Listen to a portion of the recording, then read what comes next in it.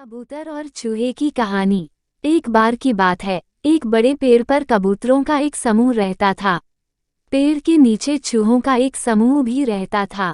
कबूतरों का सिर और चूहों का सिर आपस में बहुत अच्छे मित्र थे। कबूतर दिन में भोजन की तलाश में जाते थे और रात में पेड़ पर लौट आते थे। एक दिन जब वे भोजन की तलाश कर रहे थे, एक कबूतर ने जमीन पर कुछ दाने बिखरे देखे। वह चिल्लाया, देखो, जमीन पर ढेर सारा अनाज फैला हुआ है, चलो खा लेते हैं। सिर वाले कबूतर को कुछ गड़बड़ लगा क्योंकि आसपास कोई खेत नहीं था। उसने सबसे कहा कि उन अनाजों को खाने के लिए नीचे मत जाओ। लेकिन एक कबूतर ने कहा कि हमारे सिर हर बात पर शक करते थे, हमें अनाज खाना चाहिए। कबूतरों ने उनके सिर की बात नहीं मानी और अनाज खाने के लिए नीचे चले गए। जैसे ही उन्होंने अनाज खाना शुरू किया, उन्होंने अपने आप को एक जाल में पाया।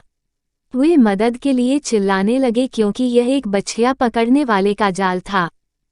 बर्डकैचर के जाल में फंसे कबूतर।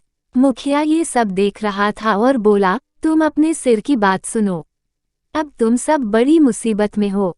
मुखिया ने सुझाव दिया कि उन्हें एक साथ उड़ना चाहिए क्योंकि एकता में बड़ी ताकत होती है। एक बार वे एक साथ उड़ने लगे। वे जाल लेकर उड़े और पूरा जाल लेकर सुरक्षित स्थान पर आ गए। कबूतर के सिर ने अपने दोस्त चूहे और उसके समूह को बुलाया।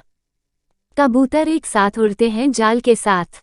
चूहे का सिर और उसका पूरा समूह तुरंत उनकी मदद के लिए आया और अपने तीखे दांतों से जाल को काट डाला। निष्कर्ष, उपरोक्त कहानी बच्चों के साथ साथ बड़ों के लिए भी बहुत प्रेरक है। हम वरिष्ठों से एकता, मित्रता और सलाह के महत्व को सीखते हैं। ये मूल्यवान सबक हैं जो एक बच्चे को अपने बचपन में सीखने चाहिए क्योंकि ये नैतिक मूल्य जीवन भर काम आएंगे।